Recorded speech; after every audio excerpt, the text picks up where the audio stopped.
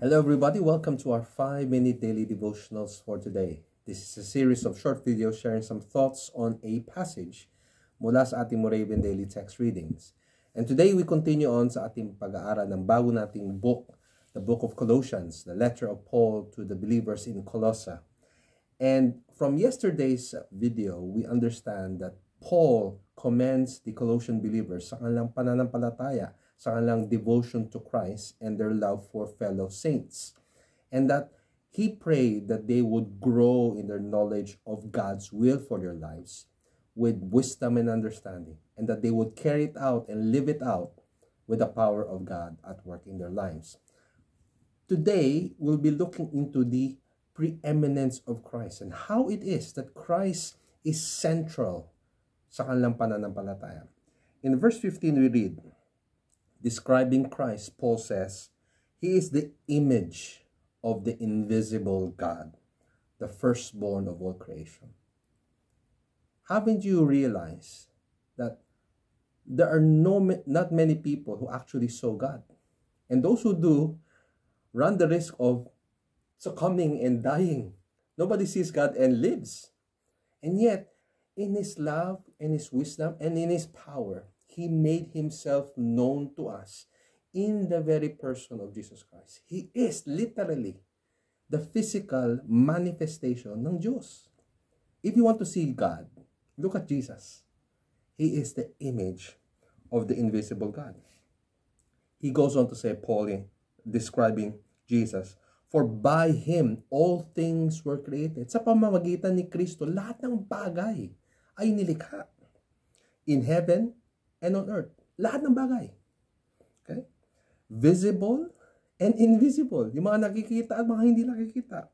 Whether thrones or dominions or rulers or authors, all things, lahat ng bagay were created through Him, through Jesus Christ, and for Him. Siya yung dahilan kaya merong mga kalikasan, merong mga nilikha. At lahat ng nilikha ay nilikha para kay Kristo. Let's pause for a while and think about that. All things were created through Him and for Him. Ikaw, ako, lahat ng bagay na nakikita natin, lahat ng bagay na hindi natin nakikita, inilikha ng Diyos sa pamamagitan ni Kristo at para kay Kristo. Now what that tells me is, yung buhay ko ay hindi para sa akin. It is for Christ. Siya ang lumikha sa akin. Siya ang lumikha sa iyo. Siya ang lumikha sa atin. Our lives are not our own. It is to Him who created us. He is before all things. Verse 17. And in Him all things hold together. Kaya nakakaroon ng watak-watak na takbo ng buhay, kundi si Kristo ang siyang nangunguna. All things are held together through Christ. He goes on to say, verse 18, He is the head of the body, the church. When Christ came, He established the body of Christ. This is the church, a group of people who put their trust in Him bilang mga tagasunod niya. Followers of Christ. This is the church. He is the beginning, the firstborn from the dead, and that everything He might be preeminent. For in Him all the fullness of God was placed to dwell. Lahat ng kapuspusan ng Diyos ay nananahan kay Kristo. So if somebody tells you, Jesus ay hindi totoong Diyos yan. This is the verse that tells us all the nature of God rested and dwelt in the person of Jesus Christ. How can we deny that Jesus is God? And through Him to reconcile to Himself all things, whether on earth or in heaven, making peace by the blood of His cross. Siya na lumikha na lahat ng bagay. Siya na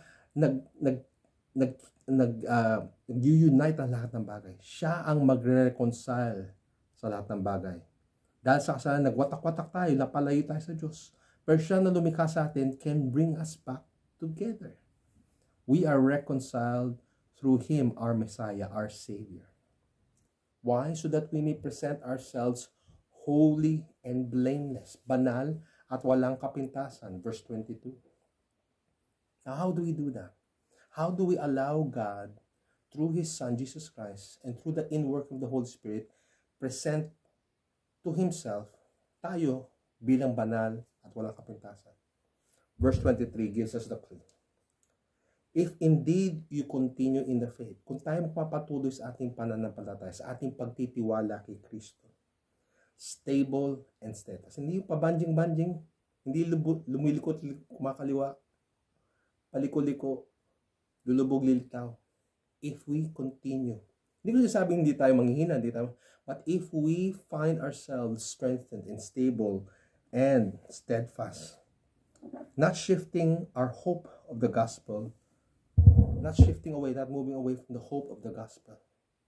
Tayo na nakapakinig ng pag-asa na nagagaling sa Ebanghelyo, sa banal na salita ng Diyos. Let us remain steadfast. Patuloy tayong magtiwala kay Kristo. Siya ang gagabay sa atin sa kadalasayan. Tayo ay pinagpala ng Diyos. Praise be to God. May God bless you as you live out and follow God's word.